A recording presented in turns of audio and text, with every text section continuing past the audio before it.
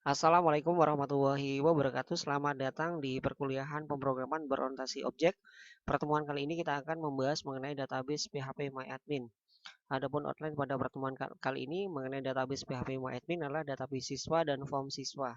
Di mana yang harus kita persiapkan pertama adalah menginstal XAMPP. Kita download dulu di XAMPP for sistem operasinya apa, Windows atau Linux. Kita sesuaikan dengan misalkan di sini yang terbaru, di mana di sini ada versi 7.4, ada versi 8.0 dan juga ada versi 8.12. Silakan disesuaikan dengan spesifikasi komputernya masing-masing.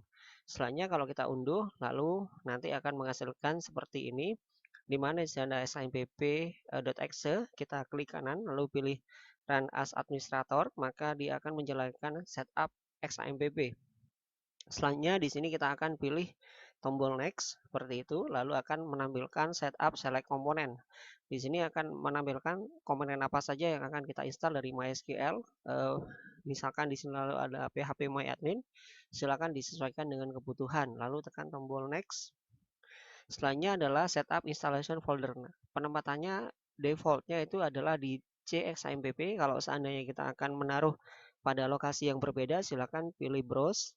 Nanti tempatkan di D atau E atau disesuaikan dengan kebutuhan. Jika standarnya tetap CXAMPP, silakan tekan tombol next. Selanjutnya adalah save as language, di mana di sini kita akan memilih untuk bahasa penginstalannya, di mana ada language-nya English dan versi yang lainnya. Silakan disesuaikan dengan kebutuhan. Selanjutnya pilih tombol next. Selanjutnya adalah setup ready to install, di mana di sini kita akan mempersiapkan file-file yang akan diinstal untuk XAMPP di dalam komputernya kita masing-masing. Lalu tekan tombol next untuk memulai proses instalasi. Selanjutnya akan tampil welcome to XAMPP, di mana di sini XAMPP is an easy to install Apache distribution containing MySQL, PHP, and Perl. Di sini ada installing unpacking file. Kita tunggu beberapa saat seperti itu. Selanjutnya nanti akan muncul yang namanya Windows Security Alert. Nah, di sini apakah nanti akan ada Windows Defender Firewall, jadi akan apakah diblok oleh firewallnya. Jadi kalau seandainya misalkan kita ingin melanjutkan apakah ini bersifat jaringannya privat atau publik, ya silakan dipilih public network lalu allow access. Jadi kita berikan akses tidak diblok untuk Apache HTTP server seperti itu. Selanjutnya kita setup completing DXAMPP setup wizard. Jadi di sini sudah selesai. Nanti apakah kita ingin menjalankan kontrol panel sekarang? Jika iya, silakan pilih checklist lalu tekan finish. Maka dia akan menampilkan XAMPP control panel versi 3.0 seperti ini. Lalu untuk menjalankan selanjutnya, kita juga bisa melakukan start ya. Di sini ada start Apache, ada start MySQL seperti itu. Lalu juga ada config untuk configuration-nya. Lalu kalau seandainya kita melakukan untuk MySQL, maka di sini akan muncul Windows Security Alert MySQL. Jadi apakah diizinkan oleh firewall untuk melakukan terkait dengan koneksinya, apakah privat atau publik. Jadi kalau kita izinkan, ya silakan di checklist untuk publiknya, lalu allow akses. Selanjutnya kita coba di web browsernya kita masing-masing. Misalkan di sini menggunakan Google Chrome, lalu kita ketikkan localhost seperti ini. Jika berhasil, maka dia akan menampilkan XAMPP Apache, MariaDB plus PHP dan Perl, di mana di sini menggunakan versi yang terbaru, yaitu adalah Welcome to XAMPP for Windows versi 8.1 dan 0.12 seperti itu.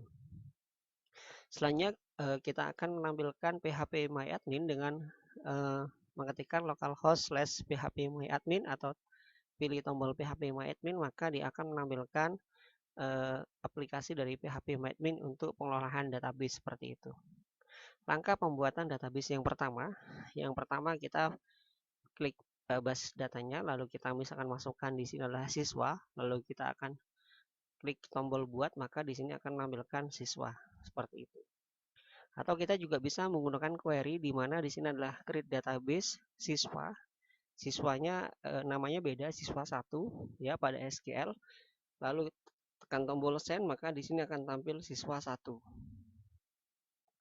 Langkah selanjutnya adalah pembuatan tabel mahasiswa, di mana di sini kita harus membuat query di tombol SQL. Di sini ada create tabel untuk tabel mahasiswa, di mana ada name varchar ya. Di sini ada varchar ada 10 not null ya, nama varchar 30, jenis kelamin laki-laki perempuan, agama varchar lalu not null ya, tempat tanggal lahir, ada tanggal lahir, alamat ya. Di sini adalah primary key-nya adalah NIM ya, seperti itu. Lalu kalau sudah disesuaikan, di mana di sini kita menggunakan engine InnoDB ya secara default ya, seperti itu. Lalu kita kirim. Lalu di sini ada tabel mahasiswa. Jadi kalau sudah selesai, nanti akan muncul tabel mahasiswa. Langkah selanjutnya adalah kita menambahkan extension MySQL. Nah, jadi kita tambahkan MySQL-nya, extensionnya pada Microsoft Visual Studio seperti ini. Kita tambah di update-nya MySQL. Tujuannya itu adalah untuk mengkoneksikan. Jadi tujuannya adalah untuk mengkoneksikan di mana tadi yang kita tambahkan di sini ada host 127.0.0.1, username-nya apa ya, nama database-nya apa, siswa, misalkan silakan disesuaikan lalu kita konekkan. Nanti kalau bisa dikonekkan nanti hasilnya akan tampil seperti ini. Jadi tabel yang udah dibuat akan tampil di Microsoft Visual Studio. Adapun referensi pada pertemuan kali ini dari Apache Friends, download Apache Friends dan Ngurah P mengelola database di Visual Studio Code. Sekian, terima kasih, sampai jumpa pada pertemuan selanjutnya. Wassalamualaikum warahmatullahi wabarakatuh.